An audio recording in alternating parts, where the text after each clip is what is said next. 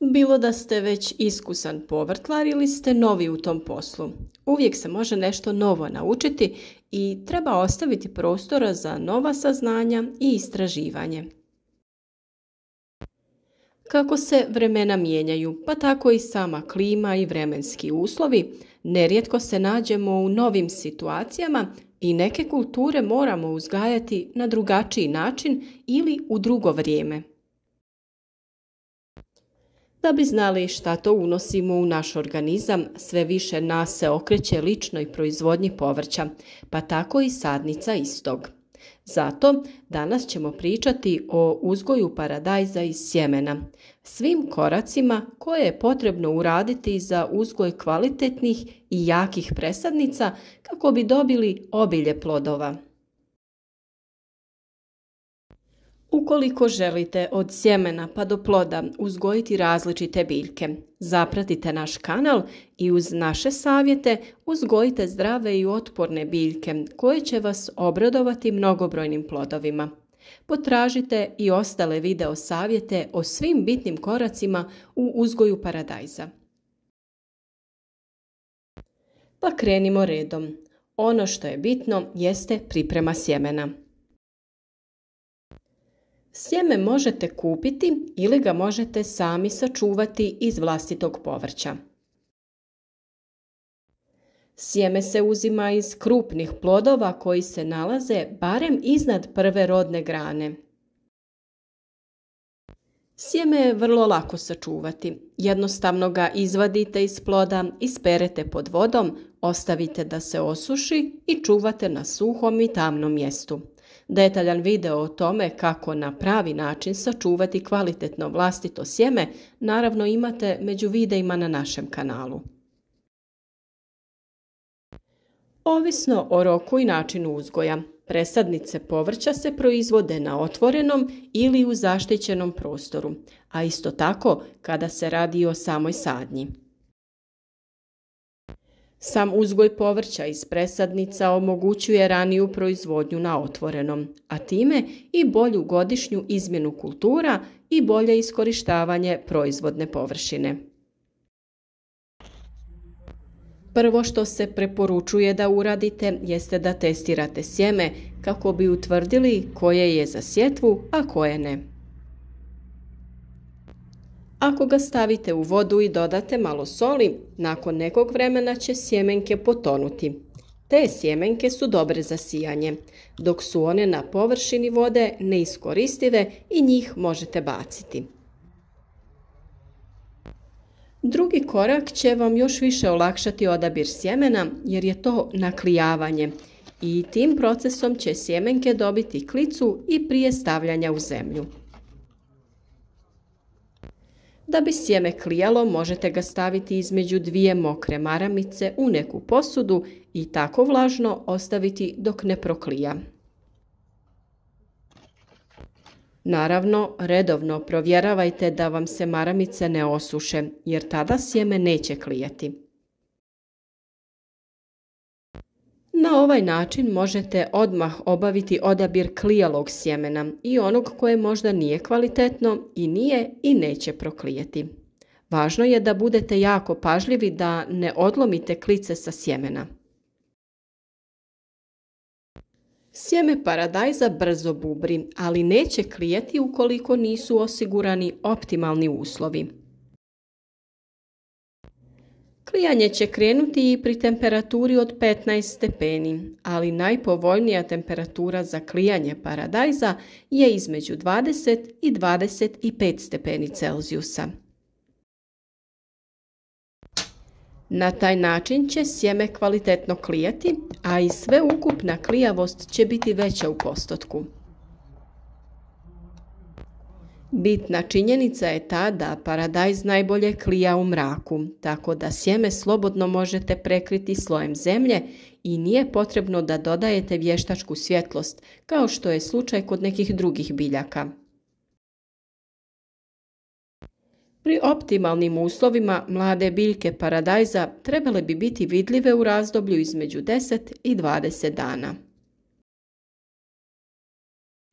Struktura tla, dreniranost i opskrbljenost biljnim hranjivima uz osigurano navodnjavanje bitni su čimbenici proizvodnje kvalitetnih presadnica.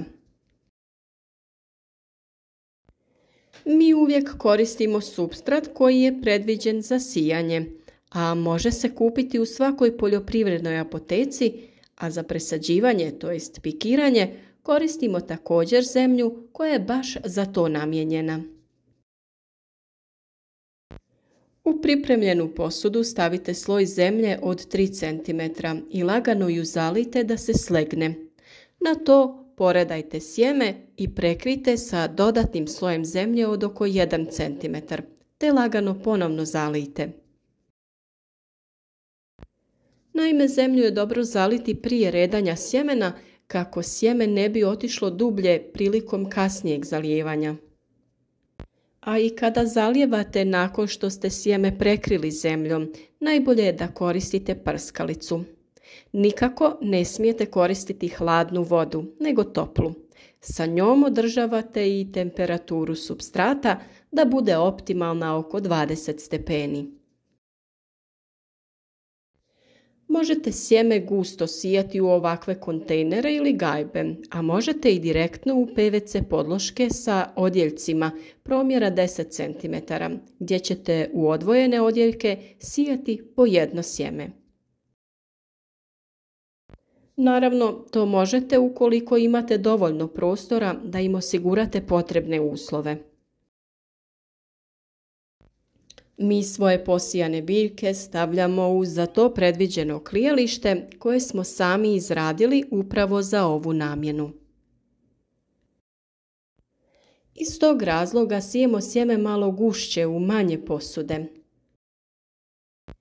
Klijalište je izrađeno od stiropora i unutra ima postavljene LED lampice koje sjemenu daju potrebnu temperaturu. U ovim uslovima sjeme će brže i kvalitetnije da proklija, a naravno i da nikne. Video o tome kako sami možete napraviti klijalište za vaše biljke sa prihvatljivim budžetom možete potražiti na našem kanalu. Rast i razvoj biljke paradajza također je uvjetovan temperaturama.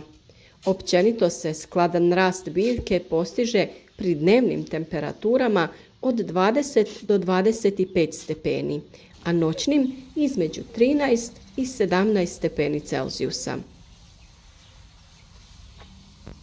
Poželjna je ta neka razlika od 7 stepeni između dnevne i noćne temperature. To je najlakše održati upravo u klijalištima. Optimalno vrijeme za sijanje je sredinom februara, da bi svoje biljke u plastenik sadili već u aprilu. Za rasad koji ćete saditi vani, februar je također pogodan mjesec za sijanje, a visinom temperature kontrolirajte rast vaše biljke, sve dok se uslovi ne pokažu pogodni za sadnju na otvorenom. Ipak nešto ranije se obavlja sjetva za rasad koji je namijenjen za sadnju u grijane plastenike. Ono što je također dobro jeste to da možete odraditi nekoliko ciklusa i sijati više puta manje količine sjemena. Tako ćete sve poslove stizati na vrijeme, naime dok pikirate, to jest presađujete jedan dio, drugi će stići na red za pikiranje svojim rastom. I tako se organizirate sa svim povrćem koje ćete uzgajati. Nakon nicanja, sadnicu paradajza možete presađivati, to jest pikirati u odvojenu posudu kada ona formira 4 prava lista. A presađivanje u zemlju na otvorenom, to jest na stalno mjesto, kada biljka dostigne veličinu barem 30 cm. Pikira se tako da polovica biljke bude u zemlji, jer paradajz duž cijelog tog dijela pušta korijenje i tako sebi osigurava bolji korijenov sistem i prihranu. To znači da ga slobodno možete staviti malo dublje u toj odvojenoj čašici kako bi bio stabilniji i imao bolji korijen. Isto tako, sadnja na stalno mjesto se obavlja tako što se sadnica sadi dosta duboko, kako bi se što bolje ukorijenila. Ide duboko u sadnu rupu, a može se i polijegati u kanal. Bitno je da je barem pola stabljike pod zemljom. Tako će biljka pustiti korijenje po tom dijelu stabljike koji dodiruje tlo, te samim tim lakše usvajati vodu i hranjiva. Sama sadnja na otvoreno obavlja se kada prođe opasnost od mraza, jer paradajz nema toleranciju na mraz ni u kojem slučaju. Ukoliko sadite u negrijani plastenik, polovina aprila je idealno vrijeme i nakon sadnje se unutra biljke mogu zaštititi dodatno. To uradite tako što ćete napraviti niske tunele prekrivene agril platnom. Nadamo se da su ovo dovoljne informacije da se okušate u uzgoju vlastitih presadnica paradajza, jer ćete na taj način imati potpunu kontrolu nad biljkama i znati šta na kraju konzumirate. Sve o prihrani biljaka i presadnicama ćemo objasniti u jednom od narednih videa, tako da nemojte propustiti naše savjete u narednom periodu. Podržite naš rad sa like, podijelite video sa prijateljima na društvenim mrežama i uživajte u uzgoju biljaka od sjemena do ploda.